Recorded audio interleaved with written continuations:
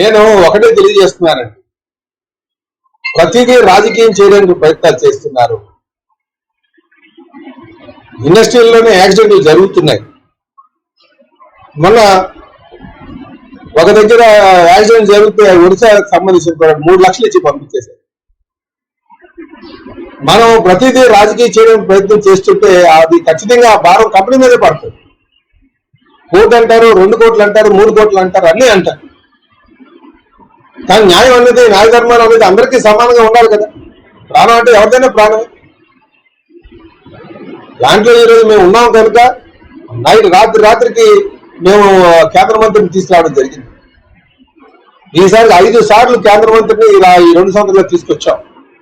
ఈరోజు plant full capacity మీద run చేస్తున్నాం. దీన్ని ఇంకా ఏ విధంగా దీన్ని ఇంకా లాభాల బాటలో తేవాలి అని ఆర్ఎస్లో కృషి చేస్తున్నాం. చెప్పాలంటే గత 2 సంవత్సరాలుగా ఎంత కెపాసిటీ మీద నడిచిందో గత 5 సంవత్సరాలుగా వైసీపీ ప్రభుత్వం ఏ పర్సెంటేజ్ నడిచిందో చెప్పండి. ప్రమాదాలను ఏ విధంగా నివారించుకోవాలనేది అటు మేనేజ్మెంట్, ఎంప్లాయీస్, అక్కడ కార్మికులు అందరూ చూసుకొని మాట్లాడాల్సినటువంటి అవసరం ఉంది. రాజకీయ నాయకులుగా మేము డబ్బులు తేగలం. అరే దీన్ని ఎలాగైనా 38,000 కోట్లకి ఇప్పటికే నష్టానికి వెళ్ళింది. ఈ నష్టాల ఊపి నుంచి బయటకు తీసుకురావాలి. 8,000 మంది నిర్వాసితులు ఉన్నారు, వాళ్ళకి ఏ విధంగా ఉపాధి కల్పించాలి. ఆ పర్మనెంట్ ఉద్యోగం వచ్చే వరకు కూడా అట్లీస్ట్ మెయింటెనెన్స్ పెట్టాలంటే దానికి ఉన్నటువంటి అక్కడ కార్మిక నాయకులందరూ కూడా సహకరించాలి. అర్ధాంతరంగా బయట తీసుకొచ్చి పెడుతున్నారు. ప్లాంట్ లాసుల్లో ఉన్నప్పుడే 3,000 మంది 4 మందిని ఎక్కించేశారు. ఆ బయోమెట్రిక్ పెడితే 2,000 మంది లేరు. అందరూ సమిష్టిగా కృషి చేయాల్సినటువంటి అవసరం ఉంది.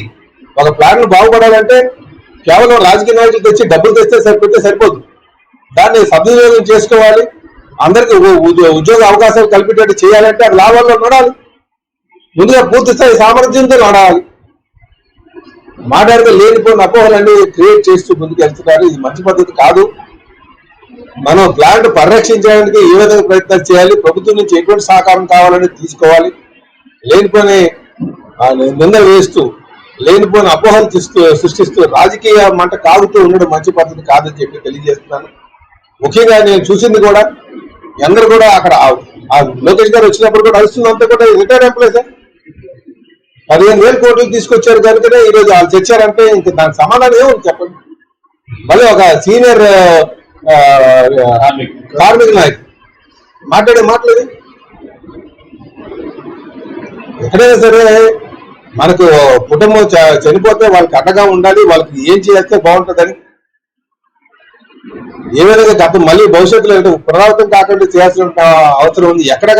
ఎక్కడ నాసిరకం మీటర్లు వాడుతున్నారో దాని మీద కరెక్ట్ గా వాళ్ళ కాగితం తెచ్చి ఇవ్వాలి.